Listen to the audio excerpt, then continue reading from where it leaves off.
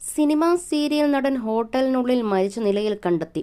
പ്രശസ്ത താരം ദിലീപ് ശങ്കറാണ് മരിച്ചത്. തിരുവനന്തപുരം വാൻറോസ് ജംഗ്ഷനിലെ സ്വകാര്യ ഹോട്ടലിലാണ് ഇദ്ദേഹത്തെ മരിച്ച നിലയിൽ കണ്ടെത്തിയത്. മരണകാരണം വ്യക്തമായിട്ടില്ല. അമ്മയറിയാതെ, സുന്ദരി, പഞ്ചാഗ്നി അടക്കം ഹിറ്റ് സീരിയലുകളിൽ അഭിനയിച്ച താരമാണ്. സീരിയൽ അഭിനയത്തിനായാണ് ഇദ്ദേഹം ഹോട്ടലിൽ മുറിയെടുത്തത് എന്നാണ് വിവരം. 4 ദിവസം മുൻപാണ് ദിലീപ് ശങ്കർ ഹോട്ടലിൽ മുറിയെടുത്തത്. 2 ദിവസമായി അദ്ദേഹം മുറി വിട്ട് പുറത്തേക്കൊന്നും പോയിരുന്നില്ലെന്നാണ് വിവരം. ഒപ്പം അഭിനയിക്കുന്നവർ ദിലീപിനെ ഫോണിൽ വിളിച്ചിരുന്നെങ്കിലും കിട്ടിയിരുന്നില്ല. ഇവരും ഹോട്ടലിലേക്ക് അന്വേഷിച്ചെത്തിയിരുന്നു.